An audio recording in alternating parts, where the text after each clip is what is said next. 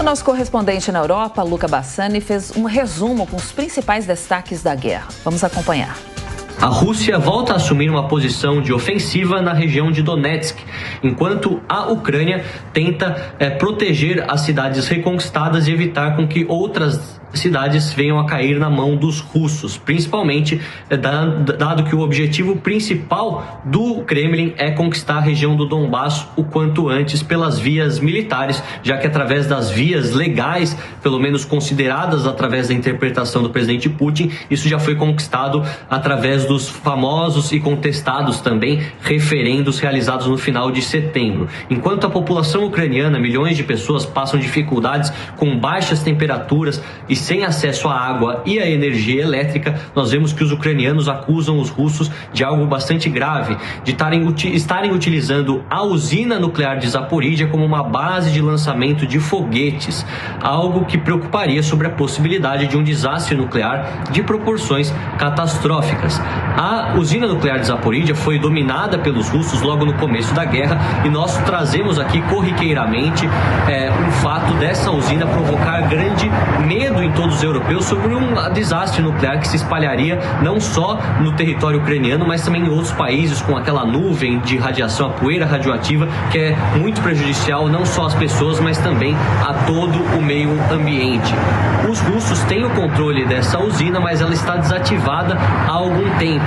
Mesmo assim, o resíduo radioativo que possa existir nessa localidade já é o suficiente para que qualquer erro de cálculo ou de manuseio ou falta de manutenção, agora principalmente com essa base de lançamentos, essa suposta base de lançamentos, possa vir se tornar um problema muito grande e, com isso, um desastre nuclear aconteça no território europeu mais uma vez. Por enquanto, não temos ainda nenhuma manifestação dos russos, mas provavelmente essa será mais um capítulo que provocará uma nova guerra de narrativas entre os dois beligerantes. Aquela troca inédita de prisioneiros, tanto da atleta do basquete americano, Brittney Griner, com o mercenário de armas Viktor Bout, que também foi libertado por parte dos americanos, e nós temos que ela chegou nos Estados Unidos e agora as autoridades esperam que ela passe adiante qualquer tipo de informação que tenha escutado ou visto que possa ser essencial nesse momento. Ao mesmo tempo, muitos acreditam que essa troca foi estratégica e que Viktor Bout,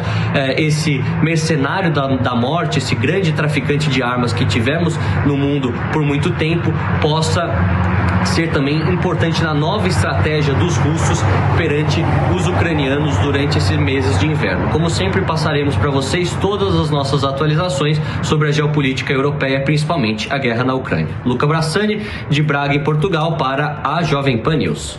Até já, Luca. Ainda falando sobre a guerra na Ucrânia, um blogueiro russo foi preso e condenado a 8 anos de prisão por criticar o país contra a invasão na Ucrânia. O Tribunal de Moscou acusou Ilya Yashin de espalhar informações falsas sobre os militares russos.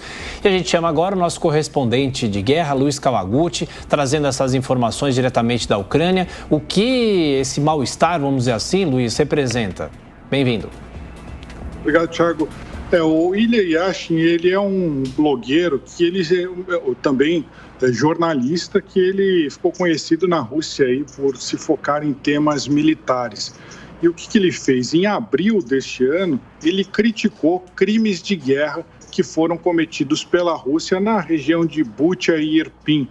No início da guerra, lá em fevereiro, a Rússia fez um esforço muito grande para tentar conquistar a capital ucraniana, Kyiv. Ela chegou até Bucha e Irpin, são cidades na periferia aqui da capital, então os russos chegaram muito perto de tentar entrar na capital ucraniana naquela época, mas acabaram sendo expulsos aí pelas tropas nacionais, pelas tropas da Ucrânia. E depois que eles foram expulsos dessa região, a Rússia argumenta que se retirou aí por espontânea vontade, e o que foi encontrado foi que nas áreas em que eles ficaram, foram encontrados diversos crimes de guerra, como, por exemplo, assassinatos de civis, estupros de mulheres, ou seja, uma série de crimes aí, assim, é claro, e além do roubo, né? Eles roubaram e destruíram muitas casas em mais de 180 vilas que eles ocuparam nessas regiões próximas a Kyiv. E o que o Ilya fez foi criticar isso. Ele não só criticou o presidente Putin, a estratégia do Kremlin, mas ele também ele tentou dar uma cobertura equilibrada, falou pontos positivos e negativos. Só que a justiça russa não levou isso em consideração, que ele estava fazendo o que nós jornalistas chamamos de outro lado, ao mostrar a cobertura do Ocidente sobre os crimes de guerra. A Rússia falou, não, aqui é proibido falar mal do exército, e você falou mal do exército, então 8 anos de prisão. Logo que começou a guerra, o presidente Putin aprovou uma lei que pode dar penas de até 15 anos para quem falar alguma coisa diferente do discurso oficial da Rússia. Nenhum jornalista ainda pegou os 15 anos, o William pegou 8, que é a maior sentença até agora, mas diversos outros já foram também sentenciados com sentenças menores. Isso mostra que uma tendência da Rússia de aumentar a repressão contra a sociedade civil durante a guerra.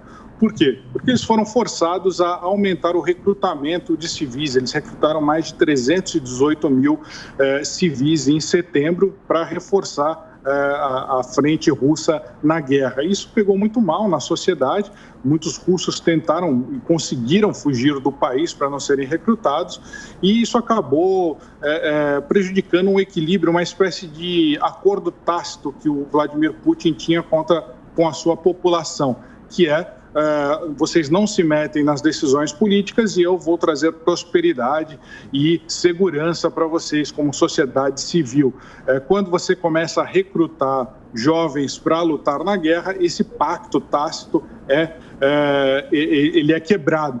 Então a Rússia teve que aumentar a repressão, passou uma série de leis, não só essa, mas uma série de leis que aumentam os instrumentos repressivos do governo, que já era bastante autoritário na Rússia. E a condenação do Ilya Yashin, que hoje é um dos principais críticos do governo russo, é mais um indício de que a Rússia vai aumentar a repressão enquanto durar essa guerra.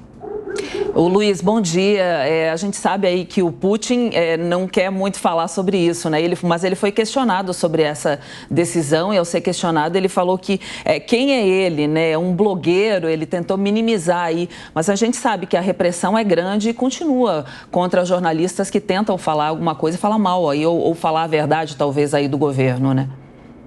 Lá na Rússia é muito complicada essa situação. Existem essas leis que aumentam a repressão, tem pena de prisão para quem diverge do discurso oficial, e o discurso oficial russo é cheio de propaganda, né? Ele visa que a população russa não saiba o que está acontecendo de fato na guerra, não saiba que estão sendo cometidos crimes, e é criada até uma narrativa falsa de que a Rússia veio livrar a Ucrânia dos nazistas, o que é totalmente falso, mas é todo um aparato de propaganda para justificar essa guerra. E falando do outro lado, a Ucrânia também está sob lei marcial e está discutindo agora no seu parlamento uma lei que diminui a liberdade de imprensa, ou seja, é uma lei muito parecida com o que a Rússia está fazendo. Se essa lei passar aqui na Ucrânia, vai ser o controle do conteúdo editorial dos veículos de imprensa ucranianos passa para o governo, o que é a censura, né? Então, a gente torce para que isso não aconteça, que essa lei não seja aprovada, porque cada vez que a Ucrânia aprova uma lei dessa natureza, ela fica mais próxima, mais parecida do inimigo que ela quer combater, que é a Rússia, que é um governo autoritário.